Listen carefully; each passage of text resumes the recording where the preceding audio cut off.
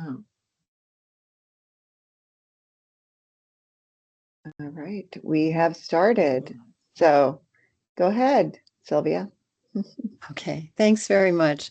Hi, everyone. I'm Sylvia Mom with the Groundwater Protection Council, and as you can see, I'm joined by Deirdre White from the Association of State Drinking Water Administrators. We both represent state programs, state source water programs, groundwater programs, and this kind of webinar is something that we have done several times for this particular topic, and so I'm excited to welcome you to the NRCS Priority Source Water Areas Current Opportunities webinar, and we are very lucky to have two speakers today. Maureen Pepper, who's the Water Quality Coordinator in the area-wide planning branch at NRCS headquarters, currently on detail. And in about 30 minutes, we'll be joined by Christina Murphy, who's the General Manager with West Des Moines Water. And I just want to note for all of you who are here, we have a really nice, diverse audience with NRCS, state source water programs, national rural water, or local state rural water as well, and others, EPA headquarters, EPA regional offices. So as we're doing these presentations, please think about questions you have, experiences you've had that you can share in terms of successfully working with partners on this opportunity to update priority source water areas under the 2018 Farm Bill. Next slide. So this event is something, part of a series that the National Source Water Collaborative puts on. We put on a variety of webinars and other things. And I just wanted to highlight some of our 31 members. We've been in existence for 20 years. As when GWPC were the initial co-chairs, and now the co-chairs are the American Water Works Association and National Rural Water. Our members include some of the members in our audience today: NACD, NRCS, EPA, National Rural Water Association, as I mentioned, and we came together because while we didn't all have source water protecting drinking water sources as our only activity or only purpose, we all shared that in common. And we found that we were stronger together working on this issue, which is not regulatory for the most part. And we continue today. Next slide. And I just wanted to share one of our products is what we call the Agricultural Toolkit. And this infographic comes from the toolkit that we developed along with NRCS to help people on the source water protection side understand how to work with NRCS on our common ground, which is our focus on water quality. Each side bringing their own set of skills and data, but our common purpose. And NRCS has been a great partner. So I just wanted to highlight that. Next slide. Oh, not that slide. Sorry. Now I'm going to turn. We can just go back to that slide for a second, I guess, leave there. Now I'll turn to introducing the speakers, and I warned Maureen I was going to do this. I'm going to read her entire bio. I'm going to do the same thing for Christina because both of these individuals have such a wealth of experience, and for those of you who don't know them, I wanted to make sure you had this information. So Maureen is the State Water Quality Specialist for NRCS Idaho, currently on detail, as I said, to NRCS headquarters as the Water Quality Coordinator. She's currently supporting national water initiatives. In Idaho, she supports NRCS staff statewide with technical assistance, collaborates with partners on statewide collaboratives, and develops and provides training and outreach. Water quality, water conservation, and partnerships have been the main focus of her 30-year career. Prior to her time at NRCS, she was a drinking water analyst at the Idaho DEQ and worked as an environmental protection specialist at the US EPA headquarters Office of Water on the Gulf Hypoxia Task Force, Chesapeake Bay's nutrient reduction, and managed the agency's Septic Smart program and industry partnership. Thank you for being with us today, Maureen. Thank you, Sylvia. I'm going to pull up my slides. So bear with me for a moment while I grab those.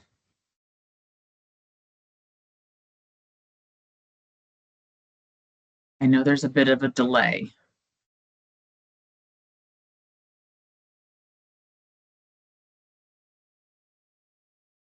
Are you all seeing it in presentation mode? Not yet. Okay. If you just want to Oh, hit. there we go. I think I need to click it again. And here's the delay. There you go. Perfect. Great. Thank you all for having me. I know I have a lot of colleagues and former colleagues and friends out there. I think I've probably met so many of you over the years, and I'm so happy to be here in this role and presenting to you today about source water protection here at NRCS. So we'll just get started.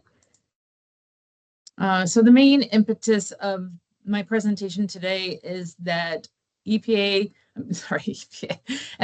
headquarters has released a national bulletin for refining local source water priority areas. I'm sure you've all seen that. If you haven't, here it is. There's a link in my slides to it, and it will be provided after the presentation, so you can follow the links. All the links I've provided in my presentation are to publicly available information within the NRCS web pages.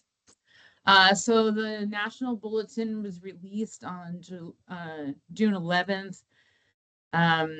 The deadline to headquarters is August 28th. And what that means is, though, for the states, is that their deadline would be sooner for partners and water quality agencies and things like that to submit changes that they would want to make to any of the watersheds included or to the practices that are available by a sooner deadline. I know in Idaho, the deadline is August 14th. It is sooner because they have to prepare all that information and present it to the state conservationists for them to then submit to national. So there has to be a little bit of lag time in that. And just to note, and I'll go more into it later, is that these activities under the source water protection bulletin here are separate and apart from the source water protection element of the National Water Quality Initiative, or NWQI. I'll talk more about that. So here we're talking about the Farm Bill source water provision. So in the Farm Bill 2018, NRCS is to identify local priority areas for drinking water protection, specifically both ground and surface water. Provide increased payment rates for state prioritized practices. And this list of prioritized practices for source water protection is separate from the state's top 10, if you will, list. And then lastly, that there is a 10% dedication of all conservation program funds that go towards source water protection, and that excludes the CRP program. And I will stop along the way for questions because I find it easier to feel like I'm having more of a conversation with y'all versus just feeling like I'm talking to you. And there's always lots of questions, and it might be easier to answer them along the way and just have a chat. Thanks, Maureen. And I would just say I'll monitor the chat, but it's going to be hard to see anyone raise their hand. So if you have questions, just jump in. Sure. Thank you. So first off, talking about identifying local priority areas. The state conservationists are required to collaborate with partners, state technical committees, partners that are on the state technical committees, and community water systems and other partners to identify those priority areas. And there's instructions that come along with this that help guide in how you might identify those areas. Water systems, state water agencies, or tribes can provide source water assessment delineations for the priority areas. And then the source water assessments can identify areas of concern, potential threats described in source water protection goals. For those of you at the state, I know that you know what a SWA is quite well, and what those it can identify potential sources of contamination, time travel of any contamination that might get into the groundwater, things like that. So in identifying some of these priority areas, the risk factors for water to look for in an area, and when I say area, we're talking about a HUC 12, which is a hydrologic unit code, size 12, which is generally about 10,000 to 40,000 acre size watershed. That's what we talk about when we talk about hydrologic unit codes. That's a USGS term. So here we're looking at risk factors for water and what to consider in selecting your priority watersheds and how you do that. There is a limitation to how much of the state's landmass can be considered or identified or prioritized, and that's 20%. And that can be determined in different ways at the state.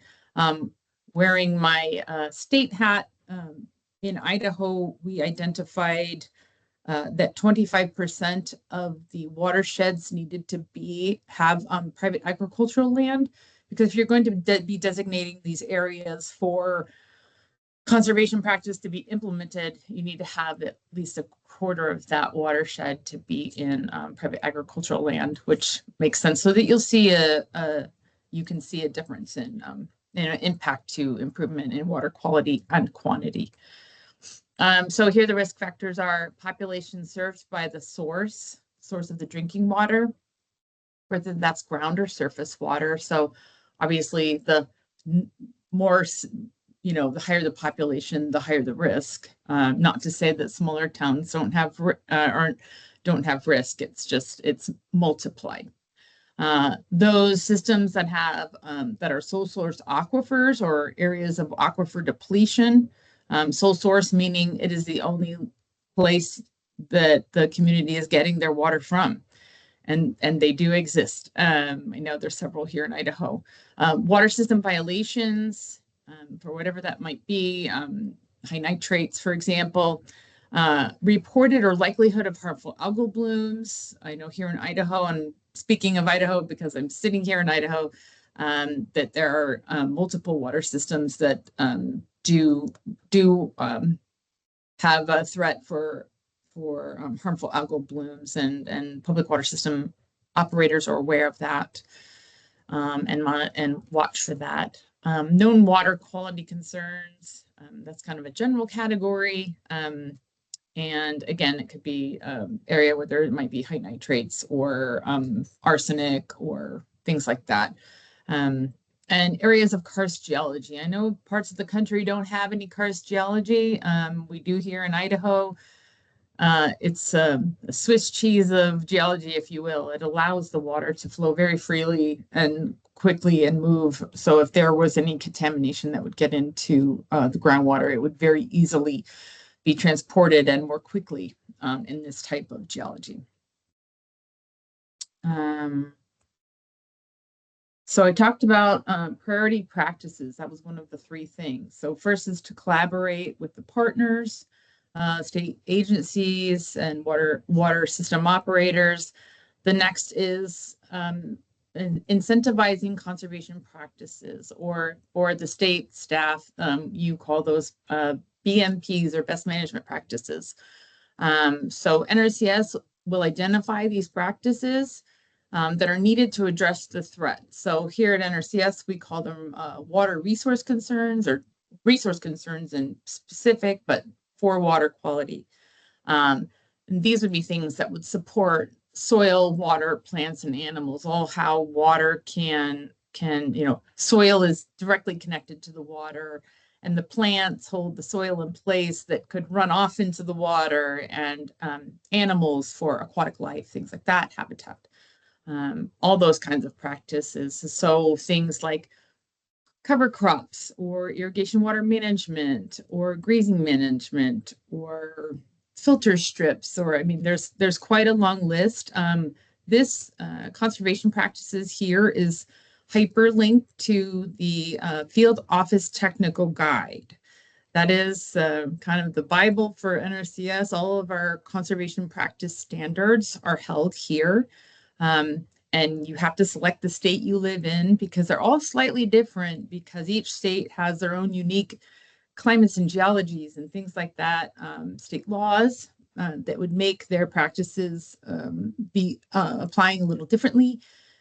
So they're tailored, if you will. And so there's a link there to those so that you can learn what those are about. I know there's a lot of times there's the ask for, are the practices we're prioritizing, are they the right ones? And sometimes we don't get a lot of feedback on that. And sometimes I wonder it's because, well, maybe the state staff or partners don't really understand what that means. But you can go find out more about them there. Again, they're done in collaboration with partners, and the practices that are being chosen would have a significant impact on improving water quality or quantity. And the state conservationists can offer increased payment rates on those practices up to 90% in those priority areas. So essentially, what happens is if there is a designated watershed and a landowner is within that watershed boundary and they want to implement, say, cover crop, they would be eligible if they are eligible for EQIP, because this is a EQIP initiative. They would have to be eligible for that. They would be eligible for that higher payment rate if it's being offered for that practice. There is no identified list or limit of the practices that can be chosen by a state, by an NRCS state office. But the idea is really to be very targeted on what the resource concerns are and what those practices, how they would address those resource concerns. In Idaho, we had 20, but we only have 19 now because 2 of them were combined by national into a single practice because they were very similar. So that's how many Idaho has. I don't know. I know the numbers out there very widely. Yeah, And I would just comment briefly that Sure. that I'm in Virginia, so I do participate in the Virginia State Technical Committee and the subcommittee that we have that focuses on this. And I think for the source water people, for at least for myself and for others, I think we don't know much about the conservation practices. This is not our area of expertise, but I've found that NRCS is very open to talking with us about what these practices are, and if nitrates, for example, is a concern, then what practices might apply in the areas we've identified. So I just want to encourage people who are on the source water side to not hesitate to engage in this, because what we have to offer is the data and the concerns about water quality, and NRCS is very open to helping identify which practices apply in that case. Sure. NRCS staff or EPA staff or DEQs or the DEPs, wherever you work out there, most of us in the room here today are public servants. Our job is to support water quality in this topic today, and we're all really at the end of the day trying to do the same thing. We might be coming at it from a different angle, but at the end of the day, I think all of us are working toward improved water quality and quantity for everyone in this country, and so consider ourselves colleagues, and that we are approachable. We are here to help, just as you are in your position with the state or another agency. I am seeing a question. I'm going to pause here since I've gotten through that, and the next one, I think it's a good time. We have a question from Kira Jacobs in EPA Region 1 asking, essentially, there's a little confusion about who should take the lead when the bulletin comes out in their state.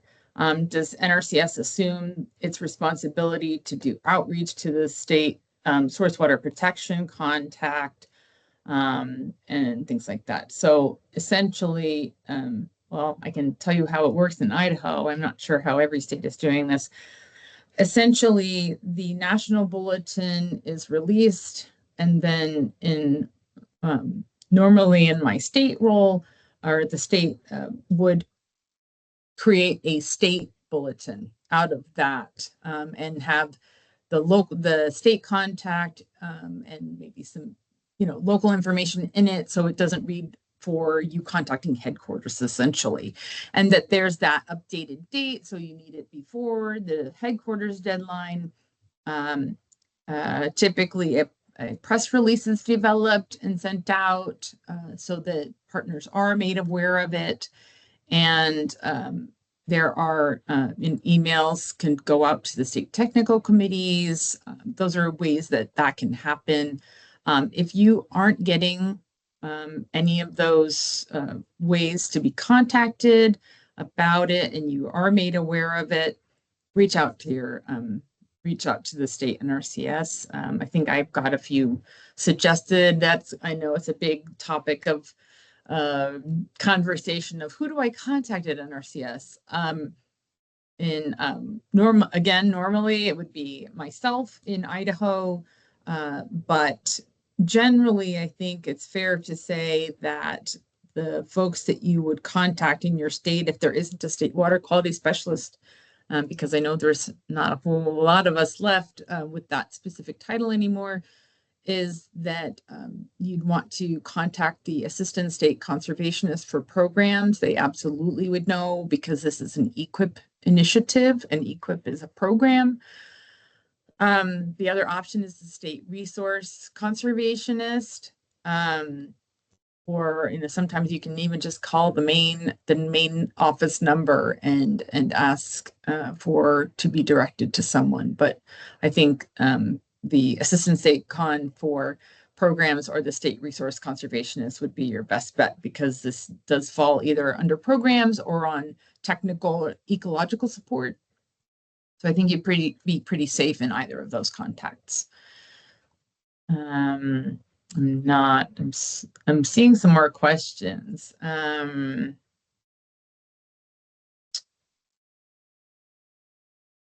how, maybe I'll finish this up and then go back.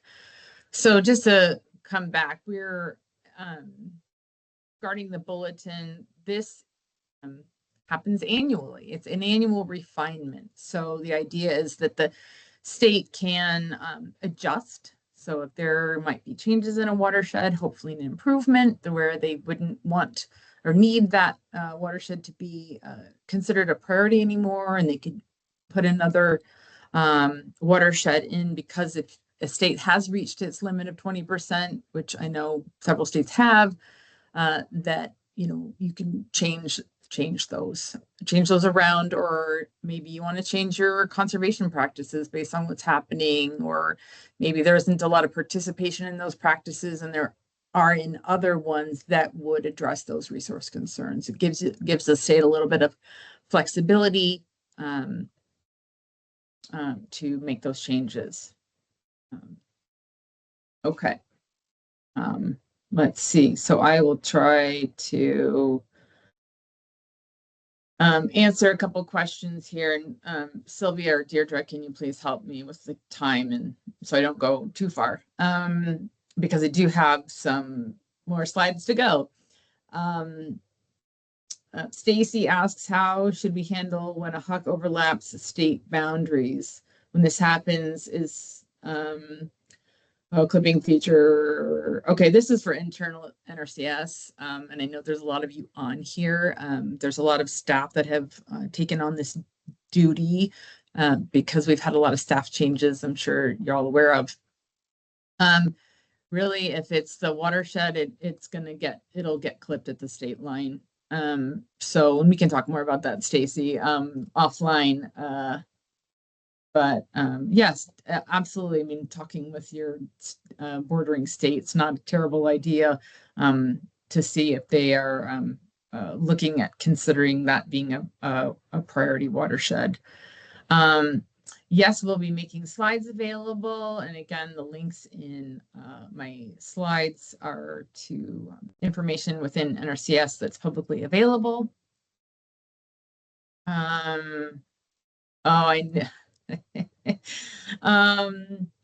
Elizabeth asks, I'm chuckling because I know the nuance of this term, that she heard me say community public water systems. are non-community public water systems excluded? No, it's a terminology that I've identified.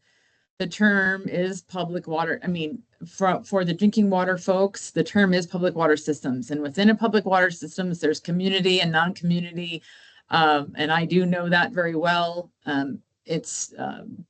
So a little bit of a nuance. It was called community water systems in the Farm Bill, but it is public water systems. And that said, as many of you know, public water systems, especially groundwater, well, I guess either source, let me take that back. For groundwater, a public source may also be a source for a private well.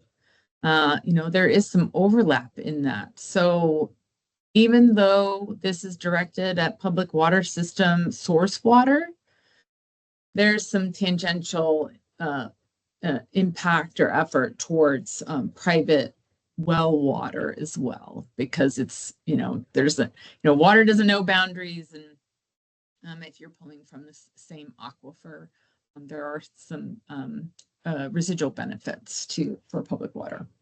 Hey, Maureen, maybe we could just have you finish your slides, because I'm just afraid like we're going to get a lot of questions. Yes. So let's hold them until you're done, because we have another speaker coming on too. So we'll get back to them, and maybe if you don't get a chance to answer them all, we can follow up with people as well to provide some answers. Excellent. Okay, thank you. Thank you for facilitating, Deirdre. Just a little screenshot clip for the NRCS folks. How once you all get the information from your partners and you're ready to submit to headquarters, there is a web application tool that you'll enter this through. And here's a little clip of it. There's a user guide in it. I recommend reading the user guide and understanding it long before you have to submit it. If you have questions, feel free to reach out and ask me if you have any difficulties, and we'll go from there. Let's see. Okay. So partner collaboration. I think I mentioned this, who to contact, how to call. There's a link here for state office directories. You can find who your folks are in your state at the NRCS. And the recommended contacts, again, state water quality specialists or programs or the state resource conservationist.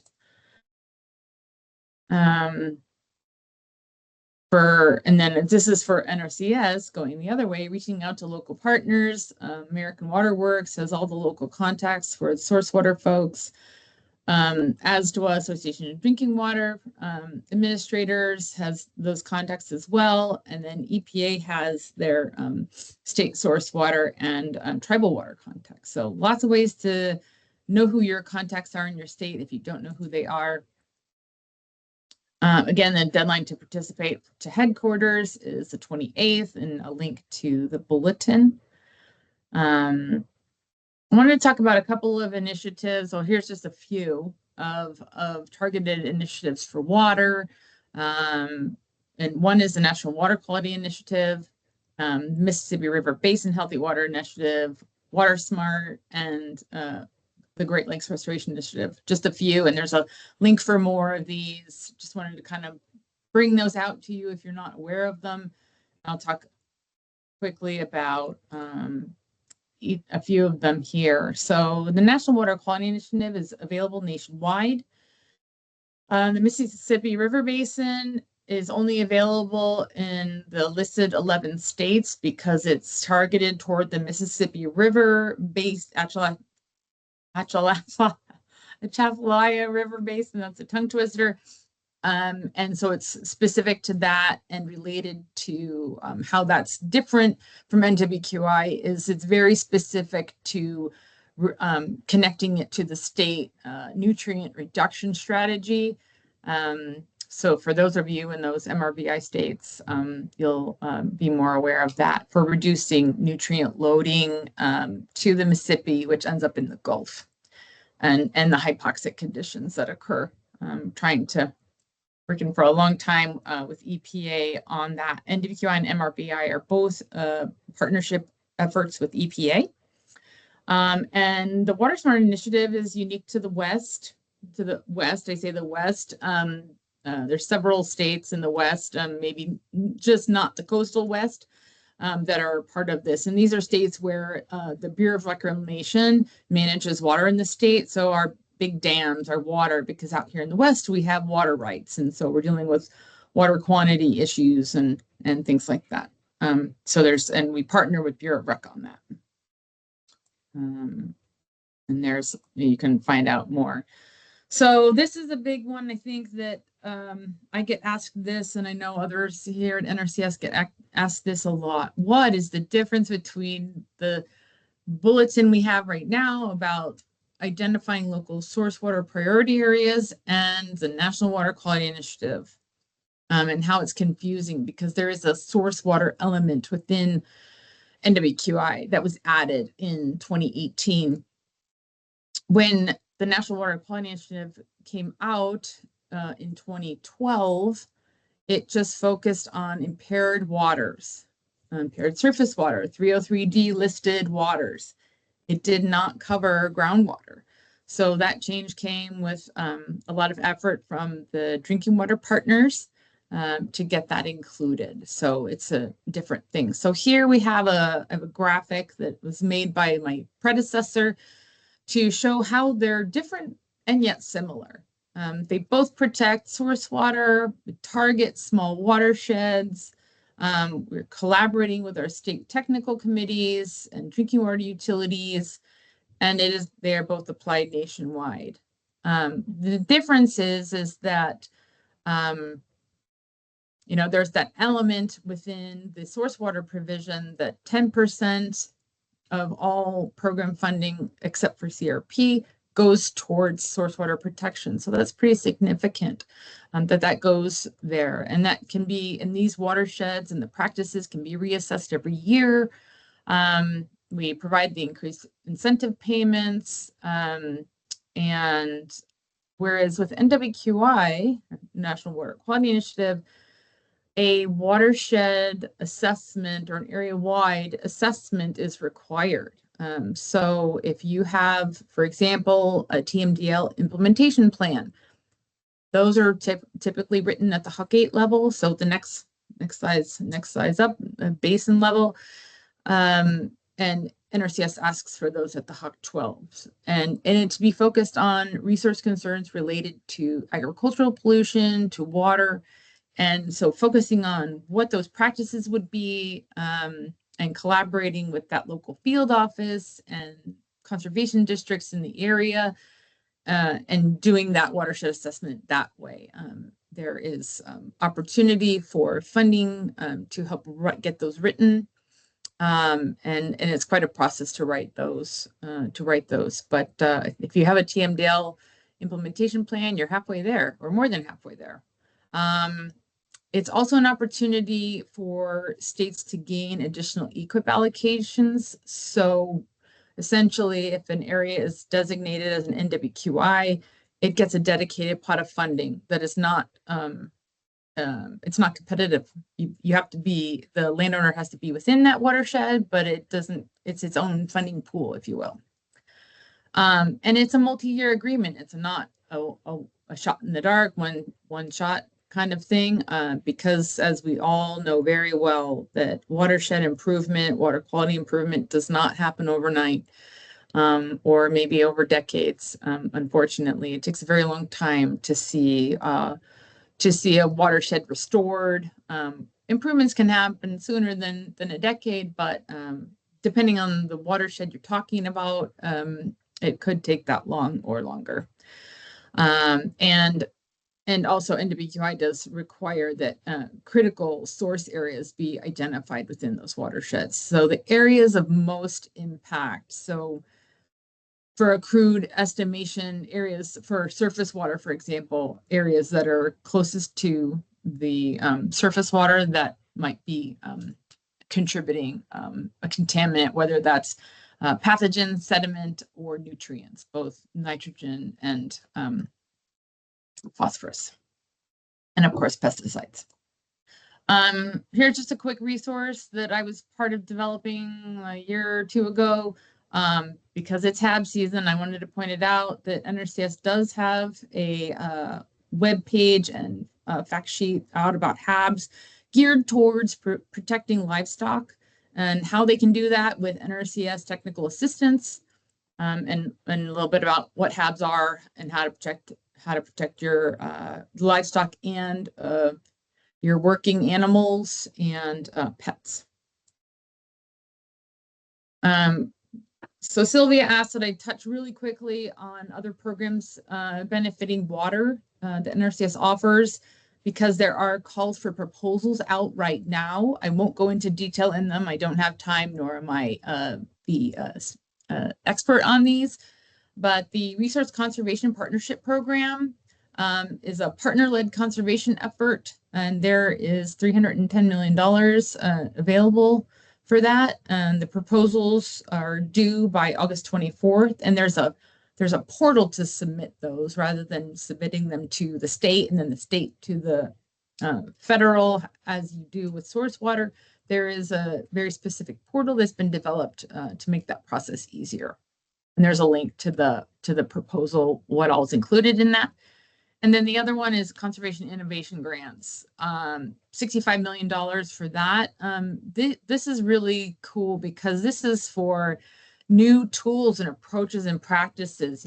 Things are evolving faster than we can keep up with, and there's new ways and better ways to do things. And the people out there developing these things, these technologies, you can submit your ideas and your things that you have available that might be able to help NRCS get conservation on the ground more efficiently, faster, better. And the call for those proposals is coming up here at the end of the month on July 27th. And then there's two different types of grants available, the classic and the on-farm trials. So take a look at those for more information.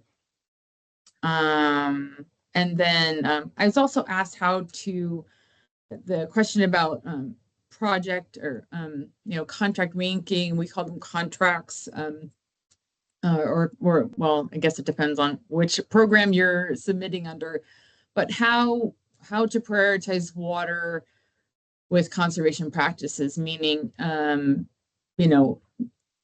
how to get the project maybe ranked better, what's more inclusive, a better project, and more robust project, is really, there is no silver bullet. No one conservation practice will address all the issues, and and often say erosion is not the only reason why we have water quality issues. There is leaching to groundwater as well, for example. So thinking about what we call the ACT approach is the avoid, control, trap. So it's a system of practices. Again, no silver bullet can address water quality and quantity issues. You would want to have a cover crop to avoid the soil and the nutrients and the sediments leaving the land, for example. Or if you have nutrient management or pesticide management, things like that where it's a whole system process to do that, and versus say putting in a filter strip. Well, that's just going to trap all the sediment and it's going to get filled up, and you're going to have to dig it out and do it all over again. So it's more of a system of practices rather than one thing. Other ways are, going after those priority practices, whether they're for source water protection, local work group priority practices, the state's list of their priority practices, and working with the NRCS to identify what those are, to learn what those are, and then also pursuing an NWQI or MRBI funded project is another way, because again, those are dedicated funding pool projects. Just some contacts to our state office, and some water quality specialists I know that are out there. I called out for those source water folks at the state. If you don't know that your state has a source water specific person, they may have different titles. A lot of us are now called natural resource specialists. So just reach out to your state NRCS.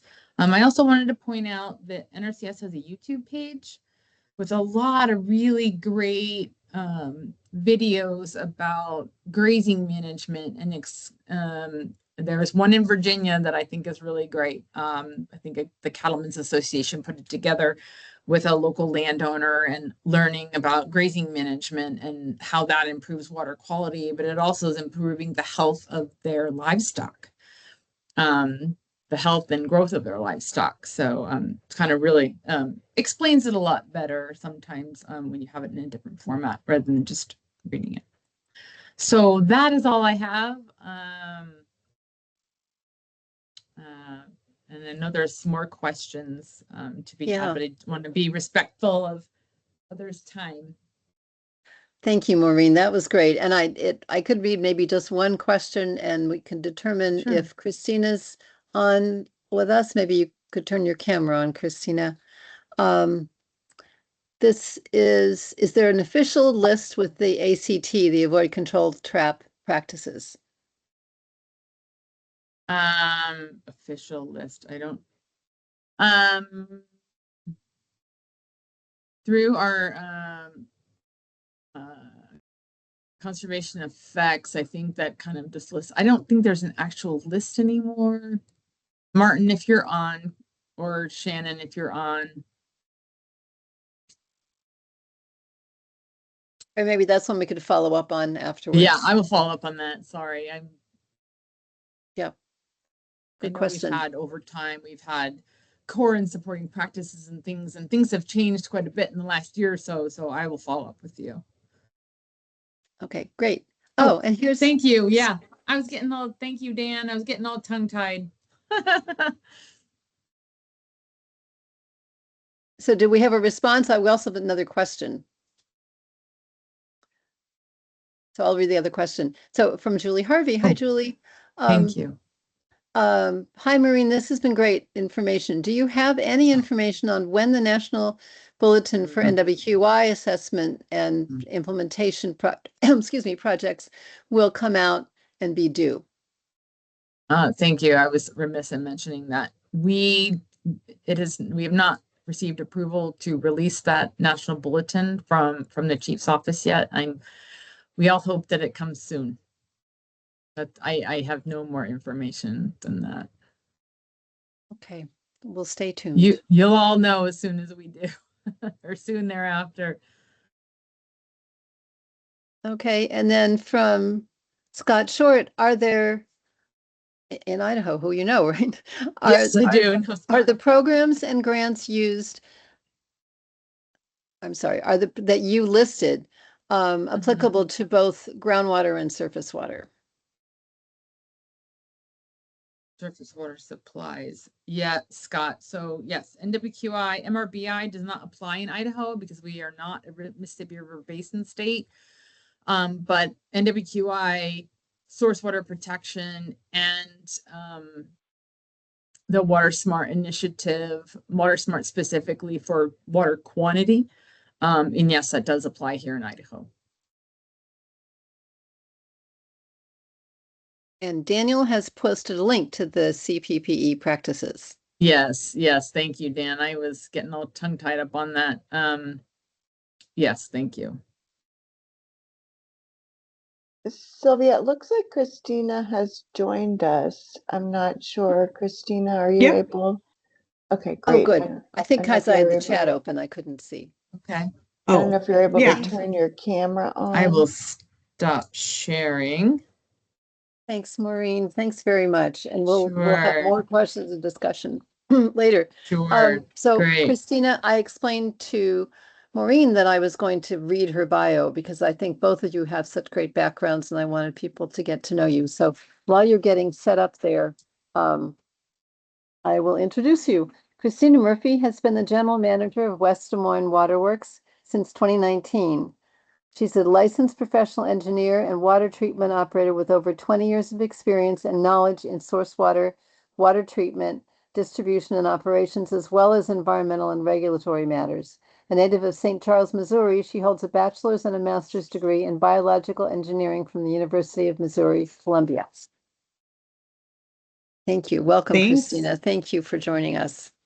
You know, what that bio doesn't say actually is that I started my career with the NRCS.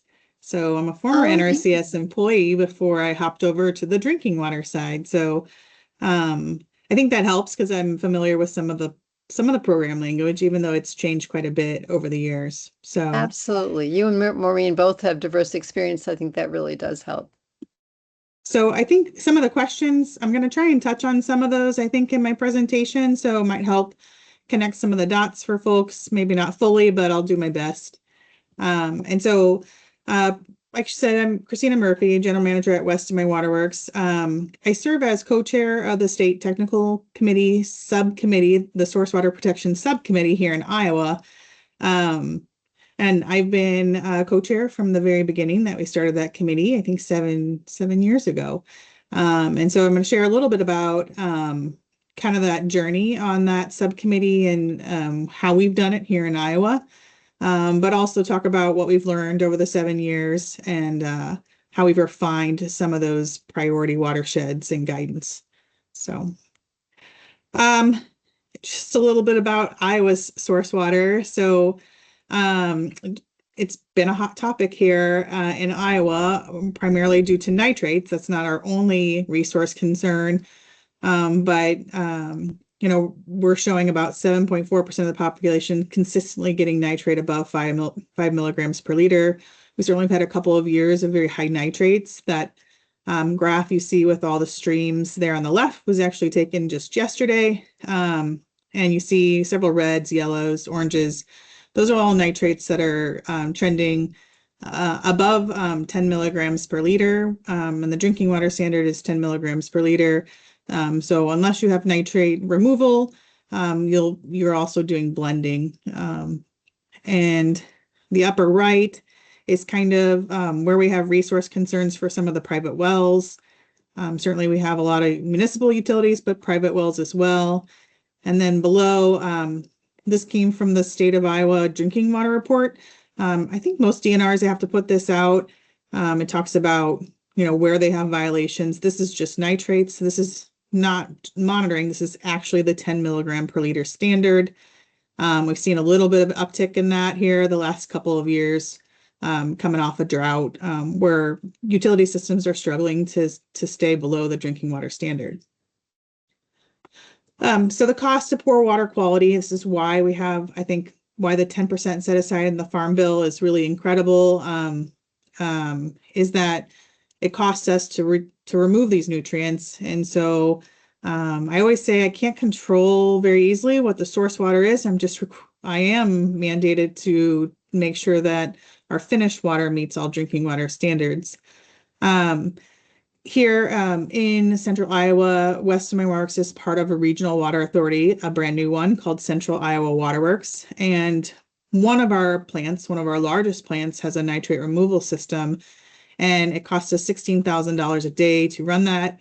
It's pretty much been running nonstop, except for a few weeks, the last couple of years, because we're coming off that drought and we're seeing really high nitrates in the water.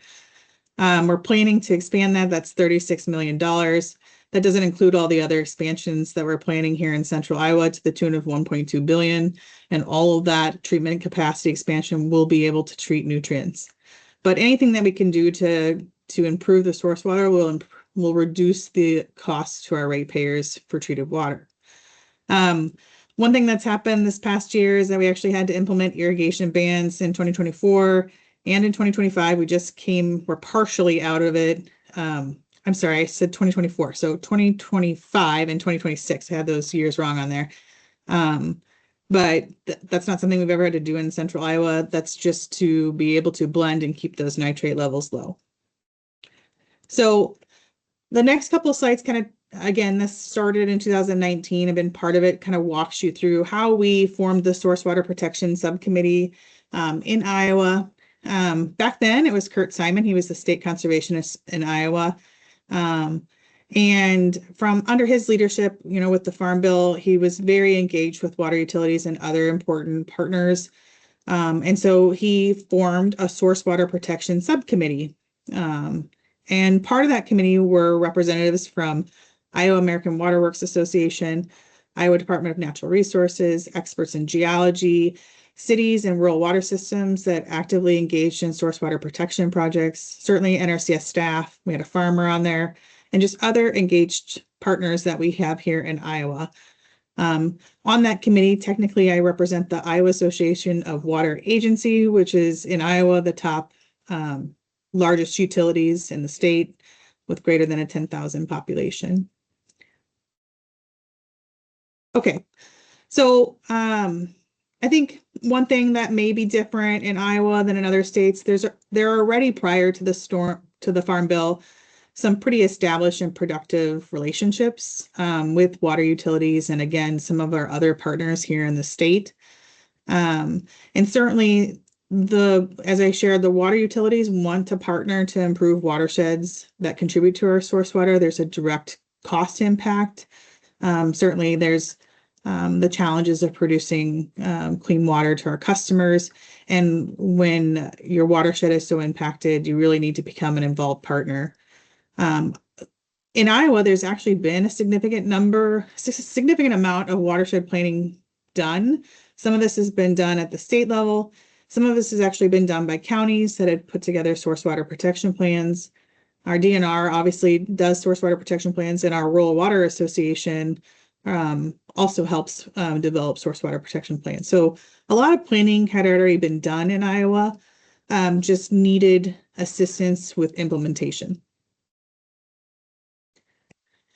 So when we formed that subcommittee, here are some of the things that really mattered to us. We wanted to make data-driven decisions on selecting priority areas. There's certainly, we have a high density of population here in central Iowa, but we have a lot of more rural utilities also that are impacted by source water protection and not as much resources. In order to do that, we tried to look again at factual information. So we looked at actually the DNR report. We want to make sure that we address both groundwater and surface water, or surface influenced groundwater concerns. So we have all of those in our state. I know some states may just get their water from surface water or may just be groundwater systems, but here there's quite a pretty even blend of those. One of the things that we heard from NRCS is that you want to be flexible enough with your priority areas and not so specific that you have a hard time spending the funds that are available. The last thing that we need in Iowa is to turn away funds that are available for source water protection because we didn't think broadly enough about our priority areas. We also, when we were deciding this, we wanted to make sure that a system or a community or watershed was equipped to spend the available funds. And what I mean is, yes, we'd had all these plans done, the source water protection plans, these different things, but we wanted to make sure that we, when we set priority areas, we had groups that were ready to spend the money, like they had done the planning, or they knew that they had a TMDL, or they had a wellhead protection plan. So if they didn't have a plan in place, we weren't going to put them on the priority list until they got their planning done. Again, we want to make sure that we can spend those funds that are available. We want to make sure we pick priority areas where people are ready and willing to go. So the subcommittee, I call it the subcommittee. That's how it was formed. A lot of it was, who could help us analyze the data, right? And so we really tapped our partners at the Iowa Department of Natural Resources, their source water protection specialists with the state, the people that are involved in water permitting, to help us with some of the GIS data that might be helpful when trying to identify priority watersheds. In our case, the DNR would have an idea of what particular utilities were maybe struggling to meet their standard. So they would have that data.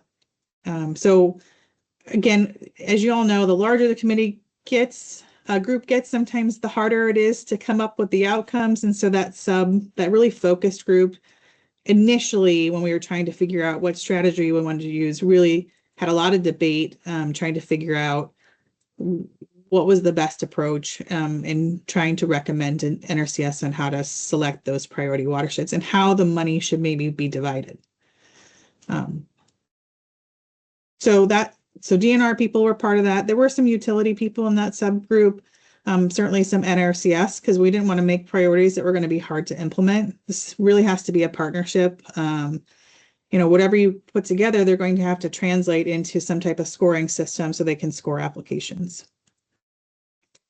So in Iowa, again, we use the DNR annual compliance report.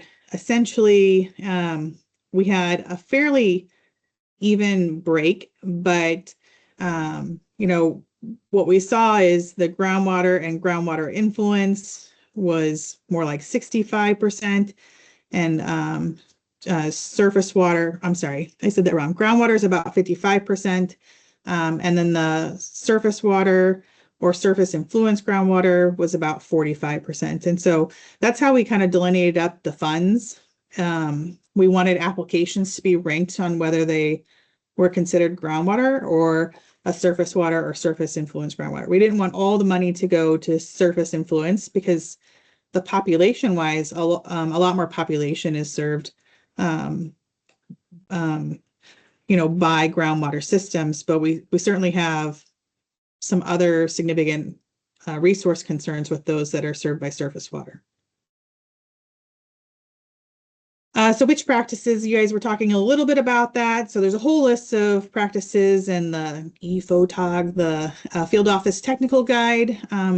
There's, I don't know, a lot of them, but what you have to do is sort of sort out which practices make sense for your particular resource concern. And so the source water protection bill is pretty broad on different source water protection concerns, whether it's nitrate, whether it's erosion, like a sediment-based nutrient, or even quantity. So you really specifically, I think, from state to state, have to look at what your resource concerns to know what practices should be eligible underneath that source water protection funding.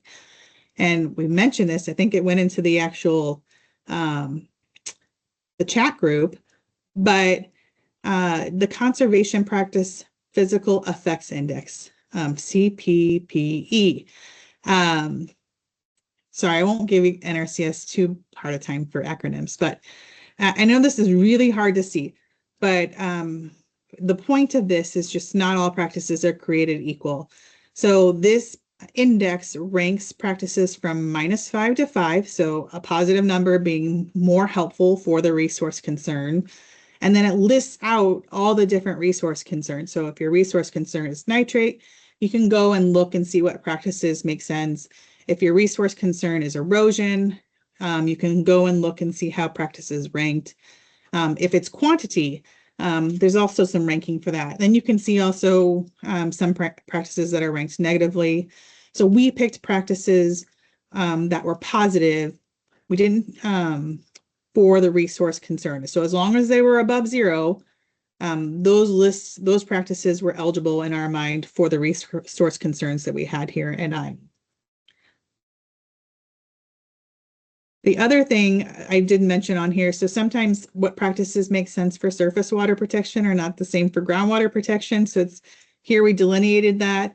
Again, you're going to have to look at your state to see what makes sense. At this point was the National Bulletin in 2020. And so if it wasn't clear, that National Bulletin comes out every year on priority areas. The first couple of years, it felt like NRCS was still trying to dial in some of that.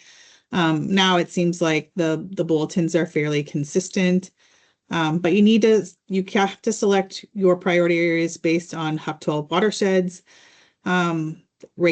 Works really great for surface water systems, but maybe not so great for wellhead protection plans that may not follow the watershed boundaries, or if you have karst or any types of geological formations that may throw that off.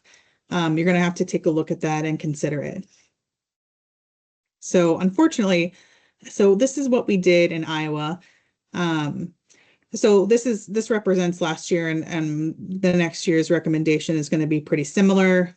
We talk about, and we put these all into a GIS layer so that when NRCS field staff can go in, they can see if a particular application is in a priority groundwater area for high nitrate if they're in a groundwater that has a phase 2 plan, or in these little red blobs you see on there, they have priority groundwater zones. So that helps with some of the wellhead protection items. And then, or if they're a priority surface water, because again, in our state, it's very diverse across the state on who uses what for drinking water and what the resource concerns are.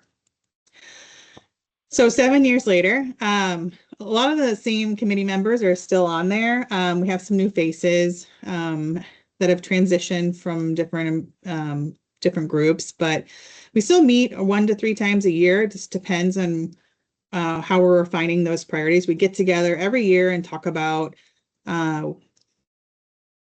what applications there were, like the number of them and the quantity of dollars. We look at what county they were spent in. I would say I'd love to see those on a watershed basis, but right now we can get them by county, so we can see where we have more active applications being approved. What I can tell you, to date, we've always had significant interest that exceeds the available funds. We do try and maximize that 20% area, just because we don't want to turn away conservation dollars when we have so many resource concerns here in Iowa. And it's an ongoing conversation with the NRCS. Again, we want our priorities and how we structure how applications should be ranked to be something that works well for NRCS staff, and see if there needs to be clarification. We've done some refinement over the years just to try and help make sure that that's a seamless process.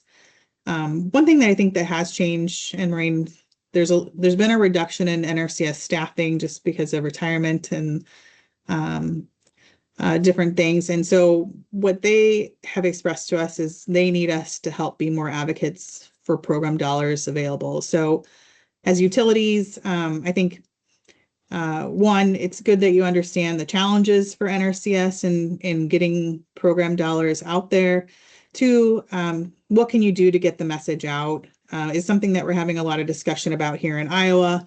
We certainly invite NRCS staff to meet with utilities and talk about the programs available. And they come to state conferences and just talk about what the 10% set aside does. RCPP, learning about those programs is really helpful, I think, for utilities that are not engaged. But we definitely need to do better. We're trying to figure out what that looks like and getting the message out. But again, we've always been able to assign those applications. We have way more applications than we can fund because I think there's just generally more interest in doing more here in Iowa. So here's my solutions for helping get started. If that relationship isn't well established like it is here in Iowa, invite NRCS staff for a utility tour. Ask to tour the facility, better understand what the challenges utilities are facing. I think that will help put some context to the challenges. Share with them your goals or your resource concerns. Why is it hard to treat water? NRCS has always been an agency that values and relies on its partners. So be a good partner, help provide information, help share information. I talked about that, about getting the information out there. We use the DNR staff. They've been wonderful to help us with mapping and GIS layers, those tools that can help NRCS staff get the data in for their deadlines, and also communicate. Those maps can help communicate to the public where there's priority funding area at. And obviously there's some resource for the partners. The Source Water Collaborative and AWWA also has a source water protection toolkit and page that you can find here when the slides get sent out. Those are great resources if you're just getting started. So with that, I'll answer any questions. Thank you, Christina. I've been monitoring the chat. I didn't see any questions for, here we go. I'm going to start backwards, I guess. As a subcommittee in Iowa, you provide the HUC 12 GIS layers to NRCS that you mentioned for source water protection. Is that correct? So NRCS is always part of our our subcommittee discussions. And so then we put the subcommittee recommendation, we present that at the technical committee, state technical committee meeting if it's approved. And then we help them with some of those GIS layers. Again, we have that skill. I'm sure they can do it too, but we help them with the HUC 12 maps and the HUC 12 codes. I think that's that always happens between the DNR and the NRCS. Maybe I'm a third party to that, but it's something that I think has been a beneficial tool to them to help get that information in, because they have to submit it, I'm sure, as a HUC 12 and the HUC 12 number. Maureen, you popped up. Did you want to address that as well? Yeah, just to how maybe others might do it. Here in Idaho, the state, the state of Idaho has a GIS hub. So for all state agencies, it has a GIS hub. So for DEQ, Idaho Department of Water Resources, many agencies, transportation, all the things, they have a GIS hub. So you can go in and download the layers. I'm so glad you talked about what you talked about, Christina, because there's so many things to talk about, and not touching on them all. But so that's how, and well, also I worked for DEQ, and so I know all the staff. It was easy for me to coordinate with them on, and I put it in the chat how Idaho addressed identifying the areas. But yeah, it's getting those layers, and then we have NRCS does have GIS staff that helped me build the Idaho map and get those in. But now it's so much easier if you have that HUC name and code when it's time to enter it for the state staff, state NRCS staff. It's all a web application, so you're just literally going to the map, an interactive map, and clicking on the watersheds. It's not a rudimentary entering in those 12 digits, and because that's really easy to mistype a number now. So it's and the pop-up comes up to verify that you have the correct watershed and all that when you're selecting the ones that you want to include. So yeah, but I imagine Idaho's not the only state with a GIS hub that you could get those layers. So knowing which agency you get those layers from, but again, I already knew these things, so I had a leg up a little bit, but I'm sure there's many other states that have that. Thank you. So here's a comment that says 319 project tours are another great option for inviting NRCS staff and others, I would think, and maybe conservation districts. There's a question here about how implementation happens. I think that I would say that's what this question is about. Do you take data for applications that are not selected, or only looking at applications that get funded? That's a great question. It hasn't been something that we've asked for in the past, just because we are able to fund so few and we have so many that go unfunded. We haven't really asked where those applications are at. I think what we've kind of been talking about is, can I aggregate, since the beginning of the 10% set aside, how many, I mean, it'd be great to do it by watershed, but at least by county, how many applications and how many dollars have been spent in that county since the 10% set aside? That's some data that we're trying to pull together for Iowa, just as a communication message of how beneficial this bill has been for source water protection. It'd be curious. Like I said, we really would love to know. I mean, we can't, I think for privacy matters, know where the applications specifically occur. And right now, like I said, we get them on county, but so much is driven watershed specific. That would be really interesting data at some point in the future. And just to clarify for the audience that these applications, these are producers who want to participate in the program. They have a conservation plan and they want to implement some practices to address issues that were identified. Is that where the applications are coming from? Yeah, that's the total number of applications. What we do, the information we do are provided from Iowa NRCS are how many applications were approved and the dollar amount by county. and whether they're through CSP or through EQIP. And I saw a question about the 10% goal. In Iowa, I don't want to say 100% of the time because I'm not 100% sure about that, but almost always we've met the 10% set aside. I think we have had occasionally not meeting it. I know that we're exceeding it this year. So we have been able to do that in Iowa. And I would just say that is in the statutory language, at least 10%. It's a floor, not a ceiling. Mm-hmm. Correct. Right. And many states easily meet or exceed that every year. So because it's accumulative across all the programs. So it's not difficult. As Christina said, there's more projects, contracts that want to be funded that aren't. So it's not like the agency isn't getting it's not like there isn't the desire to implement these practices. I have a question, I guess, for both of you and for anybody in the audience too who wants to share. So if your state has identified 20% of the land area and maybe you decided you want to keep to that, but you have additional watersheds where you've got data and they're not included now and they should be based on the data that's been provided. How does your state assess what's happened in the HUC 12s, I guess, in terms of, you're talking about dollars now, but how do you assess if capacity has been reached, if the landowners have participated to the degree that they're going to, or how do you assess that enough progress has been made that, if you have to, maybe you're dropping a watershed, or maybe you're asking headquarters to go above the 20%? So in Iowa, we just kind of hit that 20% maybe a couple of years ago.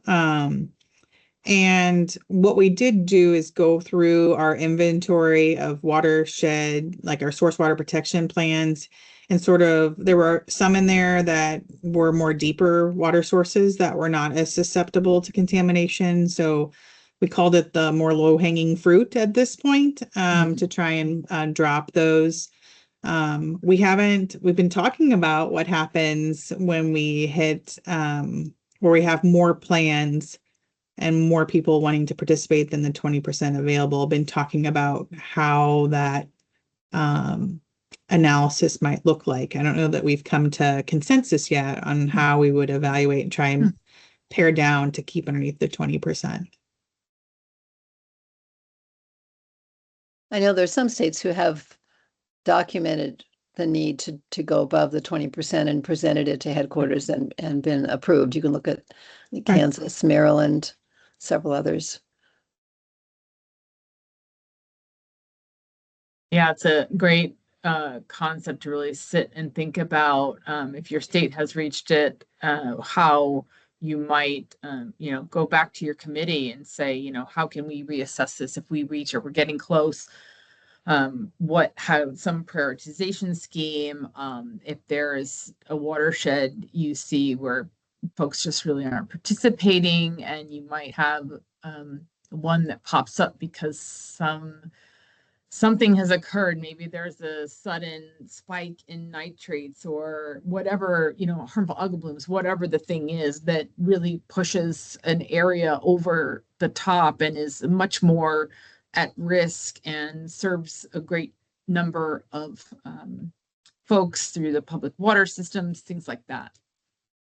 So every state will have to kind of really think about that and what the priorities are within NRCS, but also coupling that with what the state water quality agencies' priorities are as well. So I just popped on because I wanted to go back to a question that was put in the chat, Maureen, when you were talking previously. Sure. And it asked if you could talk a little bit about how state farm bureau agencies or state ag agencies can and do work with NRCS priorities and technical aspects. So I don't know if you could talk a little bit more about that, either one of you. If Christina, you want to talk about, I don't feel comfortable I have not personally worked with the Farm Bureau much in my seat in my seat at the state. So in Iowa, there's a lot of ag partners, some nonprofit, some are for profit, I think. But they are all invited, I think, to be part of the state technical committee, and a number of them volunteer on different subcommittees. And at least that's, I should say, that's my observation. And we've had, the farmer that was on early on the Source Water Protection Committee is actually currently Farm Bureau. And so I think we welcome those partners in Iowa because they all give different perspectives on how best to do in source water protection to set those priority watersheds. And some of them are great partners in things like cover crops and just different initiatives that have a lot of good experience about what areas are more active than others, or where they see challenges. So and it works pretty well here, I think, in Iowa. So. And there's another question for Iowa. For Iowa's SWP HUC 12s, what is the priority groundwater zones versus the priority groundwater HUCs versus priority groundwater phase 2? Phase HUCs? 2.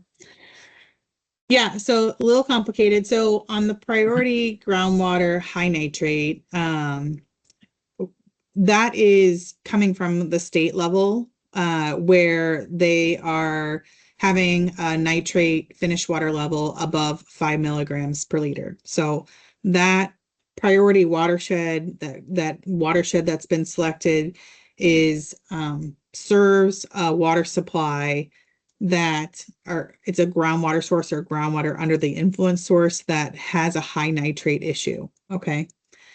Then the groundwater phase 2 are specific watersheds that have had source water protection plans approved.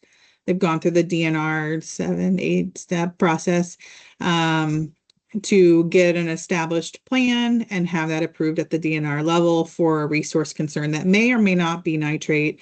It could be something else. It could be atrazine. It could be a number of things. Okay. The red blobs that I talked about are also groundwater zones. And so if, say, a utility has a well or several wells, and so they've done some modeling, so it has a wellhead protection area.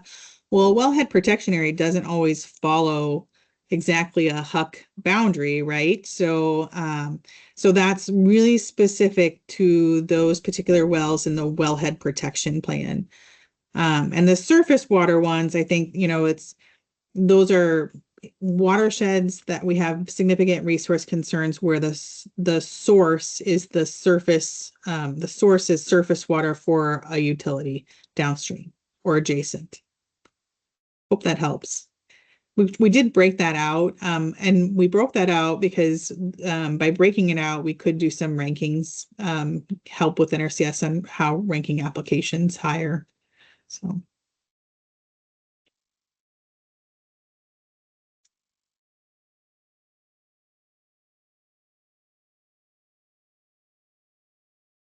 Then we have a question here about the CPPE. It's kind of a long question. I don't know if you guys have read this or not. Talking about a source of information that's linked here.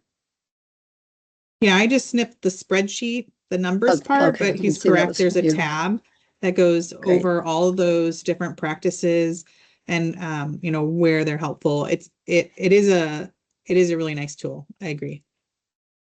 Especially for someone like me that doesn't know all the conservation practices. I mean, I know some of them, but I don't know all of them. So it's helpful. Sure.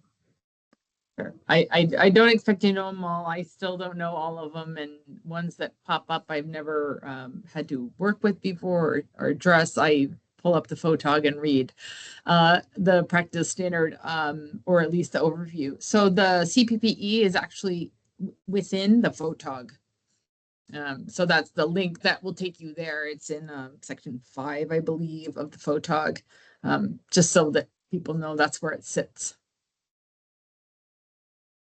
You know, So one thing in it's a Iowa, workbook. go ahead. Yeah. Yeah, I no, was it's a gonna say on the workbook with multiple RC, worksheets. Yeah. yeah, the RCPP, I didn't really mention that, but in Iowa, in particular, what we've, just my observation, I guess I should say, the areas that we've had the most success in partnering with the NRCS is where utilities are able to have permanent staff. And some of that is some states, I came from Missouri. Missouri has a mechanism for paying for conservation district staff that's more permanent, whereas in Iowa it can be a bit, you know, some of our watershed staff is grant funded. And so when the utilities are able to help fund watershed staff, the RCPP program, I've seen that be really successful in Iowa as far as targeting specific watersheds where you know you have resource concerns. But it takes a lot of effort. And so if you don't have that resource, it's hard to kind of get that group together. But once you get that group together, it can be a really great funding source for your utility or for the watershed that impacts your utility. So. Sylvia, do you want me to read through Kyra's question? It's basically, you know, we understand that NRCS has privacy concerns when it comes to sharing some information about the projects that are in place or the people or the projects that have been funded. So she said some of her main colleagues are on the webinar. I want to beta test some approaches for providing more information about where practices are being implemented and which are the most popular. So do you have any suggestions how Idaho or Iowa are measuring the value of the priority areas and the practices are being implemented and which ones are most popular? There's two questions in the chat. Yeah. Sorry, I started skipping to the second one.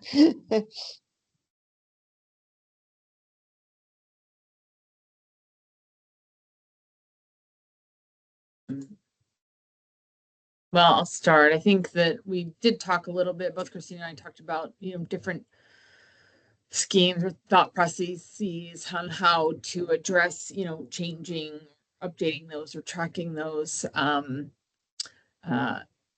Popularity of practices, it's, you know, it depends. It's regionally, it's statewide, and from here in the southern part of Idaho or to the northern part of Idaho, it's very different. Southern Idaho, it's mainly irrigation. You know, we have a lot of conversions of flood irrigation, flood or furrow irrigation to sprinkler, micro irrigation, things like that. Because it is, if you've not been to Idaho, or at least southern Idaho, south central, southeastern Idaho is a semi-arid. It's not quite a full desert, but quite nearly. We are in an epic long drought, and frankly, we're in drought emergency this year. So it's very, very different out here. All of our crops are irrigated in the south, and there's more in the north that they're being irrigated, but more what we call dryland cropping. So I know in the central and east, y'all get a lot of rain. We don't here. It doesn't rain for 3 or 4 months of the year, and that's during our growing season. We get most of our water in the winter and the early spring because our water comes from snowpack. So it really changes the dynamic a lot of what priority practices there are. I know cover crop is extremely popular in, I think, Tennessee, Kentucky. It's gaining more popularity here. It's not as popular as it is in some eastern states.